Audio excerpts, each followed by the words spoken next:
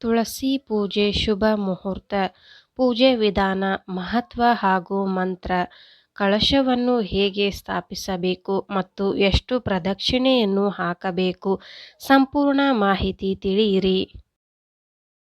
ತುಳಸಿ ಮತ್ತು ಸಾಲಿಗ್ರಾಮ ವಿವಾಹವಾದ ದಿನವನ್ನೇ ಹಿಂದೂಗಳಾದ ನಾವು ತುಳಸಿ ಪೂಜೆ ಎಂದು ಆಚರಿಸುತ್ತೇವೆ. ಈ ದಿನ ತುಳಸಿ ಪೂಜೆಗೆ ವಿಶೇಷ ಮಹತ್ವವಿದೆ. 2024ರ ತುಳಸಿ ಪೂಜೆಯನ್ನು ಯಾವ ಶುಭ ಮುಹೂರ್ತದಲ್ಲಿ ಮಾಡಬೇಕು, ತುಳಸಿ ಪೂಜೆ ಮಾಡುವುದು ಹೇಗೆ, ಇಲ್ಲಿದೆ ತುಳಸಿ ಪೂಜೆ ಮಹತ್ವ ಮತ್ತು ಮಂತ್ರ. ತುಳಸಿ ಪೂಜೆ ಅಥವಾ ತುಳಸಿ ವಿವಾಹವು ಅತ್ಯಂತ ಹಳೆಯ ಹಾಗೂ ಸಾಂಪ್ರದಾಯಿಕ ಹಬ್ಬಗಳಲ್ಲಿ ಒಂದಾಗಿದೆ. ಈ ಹಬ್ಬವು ಬೃಂದಾಳ ರೂಪವಾದ ತುಳಸಿಗೂ ಹಾಗೂ ವಿಷ್ಣುವಿನ ರೂಪವಾದ ಸಾಲಿಗ್ರಾಮಕ್ಕೂ ನಡೆದ ವಿವಾಹದ ಹಬ್ಬವಾಗಿದೆ. ಇವರಿಬ್ಬರ ವಿವಾಹದ ಸಂಕೇತವಾಗಿ ಪ್ರತಿ ವರ್ಷ ಹಿಂದೂಗಳು ತುಳಸಿ ವಿವಾಹ ಅಥವಾ ತುಳಸಿ ಪೂಜೆಯನ್ನು ಮಾಡುತ್ತಾರೆ. ಈ ಹಬ್ಬವನ್ನು ಕಾರ್ತಿಕ ಮಾಸದ ಶುಕ್ಲ ಪಕ್ಷದ ದ್ವಾದಶಿ ತಿಥಿಯಂದು ಆಚರಿಸಲಾಗುತ್ತದೆ. ತುಳಸಿ ವಿವಾಹದೊಂದಿಗೆ ಹಿಂದೂ ಧರ್ಮದಲ್ಲಿ ವಿವಾಹ ಕಾರ್ಯಗಳಂತಹ ಶುಭ ಸಮಾರಂಭಗಳು ನಡೆಯಲು ಪ್ರಾರಂಭವಾಗುತ್ತದೆ.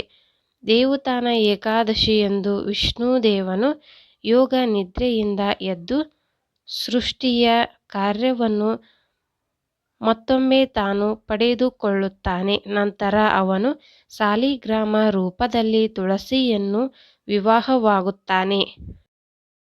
ದೃಕ್ ಪಂಚಾಂಗದ ಪ್ರಕಾರ 2024ರ ತುಳಸಿ ವಿವಾಹ ಅಥವಾ ತುಳಸಿ ಪೂಜೆಯನ್ನು ನವೆಂಬರ್ 13ರಂದು ಬುಧವಾರ ಆಚರಿಸಲಾಗುತ್ತದೆ. ದ್ವಾದಶಿ ತಿಥಿ ಆರಂಭ 2024ರ ನವೆಂಬರ್ 12ರಂದು ಸಂಜೆ 4:04ರಿಂದ ದ್ವಾದಶಿ ತಿಥಿ ಮುಕ್ತಾಯ ನವೆಂಬರ್ 13ರಂದು ಮಧ್ಯಾಹ್ನ 1:01ರವರೆಗೆ. ತುಳಸಿ ಪೂಜೆ ಮಹತ್ವ.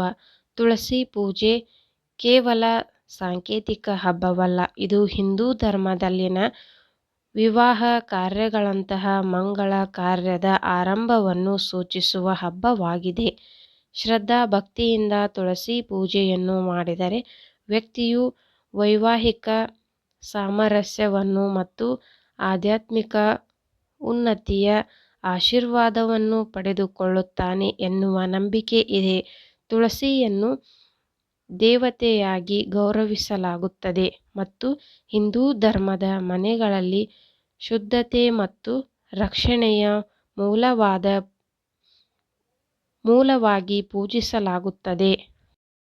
ತುಳಸಿ ಪೂಜೆ ಸಾಮಗ್ರಿಗಳು: ತುಳಸಿ ಗಿಡ, ಸಾಲಿಗ್ರಾಮ, ಕಳಶ, ಎಳನೀರು, ತೆಂಗಿನಕಾಯಿ, ಕೆಂಪು ಬಣ್ಣದ ಬಟ್ಟೆ, ಹೂವು, ಹಣ್ಣು, ದೀಪ, ಕರ್ಪೂರ ಆರತಿ, ಧೂಪ ದ್ರವ್ಯ, ಅರಿಶಿಣ ಮತ್ತು ಕುಂಕುಮ, ಅವಲಕ್ಕಿ ನೈವೇದ್ಯ, ಇನ್ಯಾವುದೇ ಸಿಹಿ ನೈವೇದ್ಯ, ಸುಮಂಗಲಿಯರು ಬಳಸುವ ವಸ್ತುಗಳು, ನೆಲ್ಲಿಕಾಯಿ, ಹುಣಸೆಕಾಯಿ ಅಥವಾ ಹುಣಸೆ ಎಲೆ, ಕಬ್ಬು, ನೆಲ್ಲಿಕಾಯಿ, ರಂಗೋಲಿ.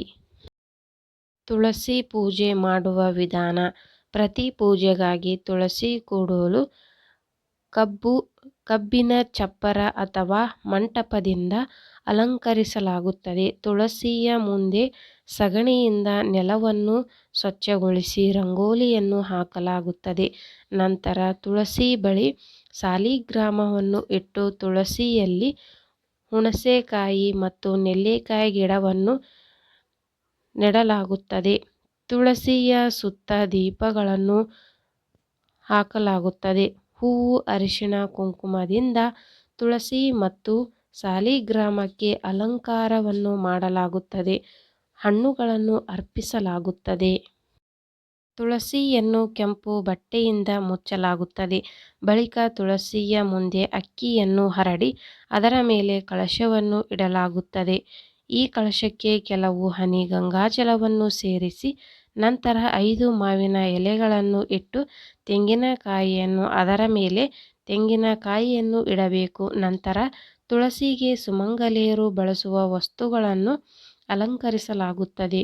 ತುಳಸಿಯ ಮುಂದೆ ಸಿಹಿ ನೈವೇದ್ಯವನ್ನು ಇರಿಸಿ ಬಳಿಕ ತುಳಸಿಗೆ ಮತ್ತು ಸಾಲಿಗ್ರಾಮಕ್ಕೆ ಧೂಪ ದ್ರವ್ಯ ಆರತಿಯನ್ನು ಮಾಡಿ ತುಳಸಿಗೆ 5 ಅಥವಾ 7 ಬಾರಿ ಪ್ರದಕ್ಷಿಣೆಯನ್ನು ಹಾಕಿ ಓಂ ನಮೋ ಭಗವತೆ ವಾಸುದೇವಾಯ, ಓಂ ನಮೋ ತುಳಸಿ ಕೃಷ್ಣ ವಾಸುದೇವಾಯ ಎಂಬ ಮಂತ್ರಗಳನ್ನು ಪಠಿಸಿ.